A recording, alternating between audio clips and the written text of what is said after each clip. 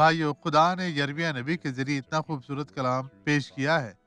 یہ باب 44 آیت 11 میں ہے اور یہ اس طرح ہے: اس لیے رب الافواج اسرائیل کا خدا یوں فرماتا ہے کہ دیکھو، میں تمہارے خلاف زیان کاری پر آمادہ ہوں گا تاکہ تمام یہودا کو نیست کرو۔ اور یہ ظاہر کرتا ہے کہ یہ چلا گیا، یہودا کو کاٹ کر بابل لے جایا گیا اور 70 دن تک وہاں کہاں رکھا؟ میرے بھائیوں، وہ 70 دن 70 مہینے نہیں بلکہ 70 سال، وہ پوری نسل بنیادی طور پر اس کے بعد مر گئے، گزر گئی۔ انہوں نے اسرائیل کی وطن واپسی کو حاصل نہیں کیا۔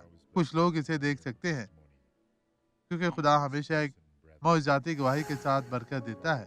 آئیں دعا کریں۔ باپ، میں ابھی ان سب کے لیے دعا گو ہوں جو تیری مدد کے محتاج ہیں۔ میں تیری قوت اور طاقت کو استعمال کرتے ہوئے انہیں برکت دیتا ہوں۔ بدی اب چلی جائے یسوع کے نام میں، اور آپ کہیں آمین۔